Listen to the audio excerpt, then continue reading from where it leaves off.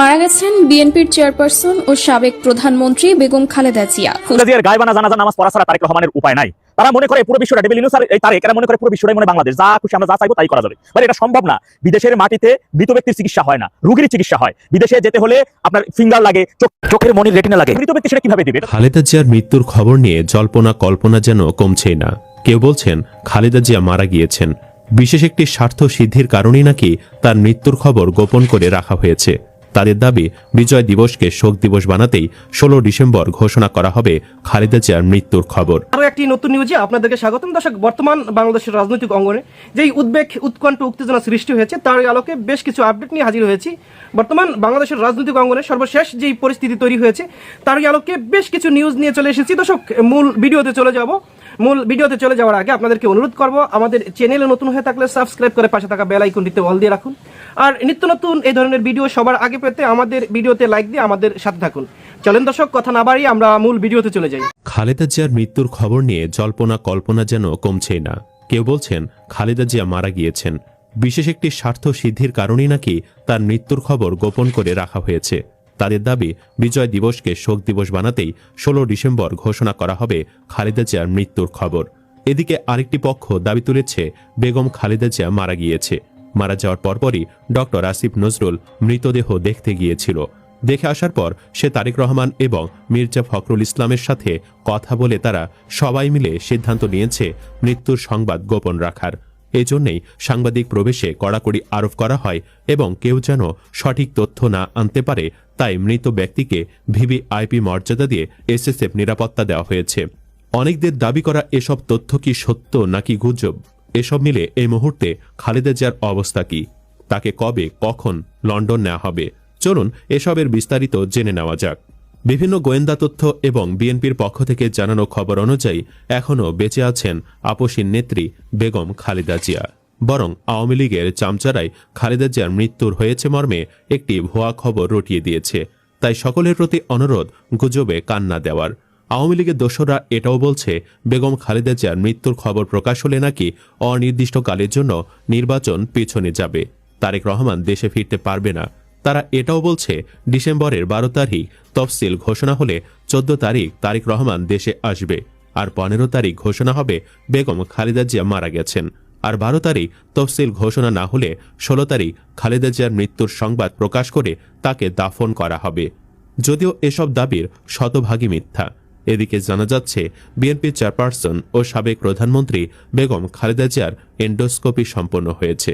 এন্ডোস্কোপির মাধ্যমে তার পাকস্থলী রক্তক্ষরণ বন্ধ করা সম্ভব হয়েছে। তাছাড়া খালেদা জিয়াকে উন্নত চিকিৎসার জন্য বিদেশ নেওয়ার তারিখ আবারও পেছানো হয়েছে। বিএনপির পক্ষ থেকে তাকে বিদেশ নেওয়ার বিষয়ে শুক্রবার সকালে নতুন তারিখ বলা হয়েছিল 7 ডিসেম্বর। পরে রাতে জানা গেছে সে তারিখ পিছিয়ে সম্ভাব্য যাত্রার তারিখ ঠিক করা হয়েছে 9 ডিসেম্বর। এমনকি এই তারিখও পেছাতে পারে।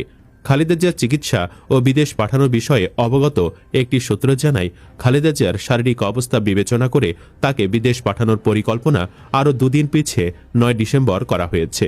তবে তার যাত্রার বিষয়টি নির্ভর করছে তার শারীরিক অবস্থা ও চিকিৎসকদের সিদ্ধান্তের ওপর। তবে গতকাল সর্বশেষ প্রাপ্ত তথ্যে তার শারীরিক অবস্থার উন্নতির বিষয়ে কিছু জানা যায়নি। পরিস্থিতি অনেকটা অপরিবর্তিত রয়েছে। এদিকে কাতারের ব্যবস্থাপনায় নতুন করে যে এয়ার অ্যাম্বুলেন্স ভাড়া করা হয়েছে সেটা 6 ডিসেম্বর ঢাকায় অবতরণের কথা থাকলেও পরে সময়সূচিও পুনর্নির্ধারণ করে 10 ডিসেম্বর করা হয়েছে। এদিকে খালেদা জিয়াকে লন্ডনে নিতে কাতারের আমিরের পক্ষ থেকে একটি বিশেষ এয়ার অ্যাম্বুলেন্স পাঠানোর কথা ছিল ঢাকায়। কারিগরি ত্রুটির কারণে সেটি পাঠানোর ক্ষেত্রে জটিলতা তৈরি হওয়ায় বিকল্প হিসেবে দ্রুত একটি জার্মানি থেকে ভাড়া করা এয়ার অ্যাম্বুলেন্স পাঠানোর ব্যবস্থা করছে কাতার সরকার। এ বিষয়ে ঢাকায় কাতার দূতাবাসের জনসংযোগ কর্মকর্তা আসাদুর রহমান আসাদ বলেন, কাতার সরকার জার্মানির একটি প্রতিষ্ঠানের এয়ার অ্যাম্বুলেন্স ভাড়া করে ঢাকায় পাঠাচ্ছে। চিকিৎসক এবং বিএনপি নেতাদের সঙ্গে সময় সমন্বয় করে ওই এয়ার অ্যাম্বুলেন্স ঢাকায় পৌঁছাবে। সংশ্লিষ্ট অপর একটি সূত্র জানায়, জার্মানির FAI রেন্ট এ জেট নামক একটি প্রতিষ্ঠানের মাধ্যমে এই এয়ার অ্যাম্বুলেন্সটি ভাড়া করা হচ্ছে। এটি আসবে জর্জিয়ার রাজধানী তিবিলিসি থেকে। গতকাল বিকেলে প্রাপ্ত তথ্য অনুযায়ী এই এয়ার অ্যাম্বুলেন্সটি 6 ডিসেম্বর বিকেলে ঢাকার হজরত শাহজালাল আন্তর্জাতিক বিমানবন্দরে অবতরণ ও পরদিন 7 ডিসেম্বর ঢাকা থেকে যাত্রার কথা ছিল। পরে রাতে জানা যায় এই সময়সূচি পুনর্নির্ধারণ করা হয়েছে। নতুন সূচি অনুযায়ী এয়ার অ্যাম্বুলেন্সটি 10 ডিসেম্বর ঢাকায় আসার কথা রয়েছে। তবে পররাষ্ট্র মন্ত্রণালয়ের একজন জ্যেষ্ঠ কর্মকর্তা জানান, কাতারের আমিরের নির্দেশে খালেদা জিয়াকে লন্ডনে নিতে এয়ার অ্যাম্বুলেন্সটি পাঠানো হচ্ছে। সেটি কবে ঢাকা থেকে লন্ডনের উদ্দেশ্যে যাত্রা করবে সেটি চিকিৎসক এবং বিএনপি নেতাদের সঙ্গে আলোচনা করে চূড়ান্ত করা হবে। কূটনৈতিক একাধিক সূত্র জানিয়েছে, ঢাকা থেকে এয়ার অ্যাম্বুলেন্সে খালেদা জিয়ার সঙ্গে লন্ডনে যাওয়া লোকজনের কলেবর ছোট হবে। প্রাথমিকভাবে বিএনপি 18 জনের যে তালিকা করেছে সেটা থেকে অগ্রাধিকার ভিত্তিতে এয়ার অ্যাম্বুলেন্সে খালেদা জিয়ার সঙ্গে লন্ডনে যাবেন। তালিকায় থাকা বাকি ব্যক্তিরা বাণিজ্যিক ফ্লাইটে যেতে পারেন।